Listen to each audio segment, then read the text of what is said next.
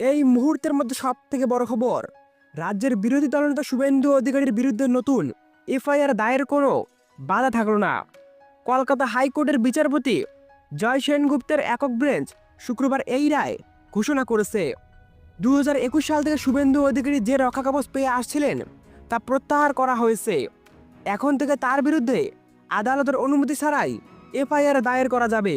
তবে পূর্বের 16টি এফআইআরের মধ্যে 15টি খারিজের নির্দেশে স্বস্তি পেলেন শুভেন্দু। মানিকতলা থানার মামলায় সিবিআই ও রাজ্য পুলিশের যৌথ তদন্তের নির্দেশ দেওয়া হয়েছে।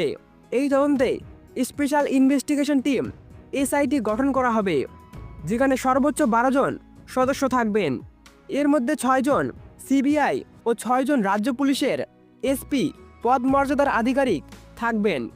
নন্দীগ্রামের 2টি তমলুকের একটি এবং কাঁথির একটি মামলায় শুভেন্দু অধিকারী রক্ষা কবচের জন্য হাইকোর্টে আবেদন করেননি।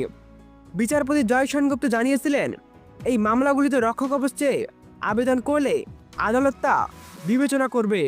2021 সালে বিচারপতি রাজাশেখর মান্থার অন্তর্বর্তী নির্দেশে শুভেন্দু অধিকারী রক্ষা কবচ পেয়েছিলেন, যা সুপ্রিম কোর্ট বহাল রেখেছিল। এর ফলে তার বিরুদ্ধে 1.5 ডজনেরও বেশি এফআইআরের তদন্ত স্থগিত বা বন্ধ ছিল। শুক্রবারের রায় সেই রক্ষা কবচের চূড়ান্ত নিষ্পত্তি হলো। নতুন এফআইআর ক্ষেত্রে শুভেন্দুর বিরুদ্ধে পদক্ষেপের পথ খুললেও পুরনো 15টি মামলায় তিনি এখনও সুরক্ষিত।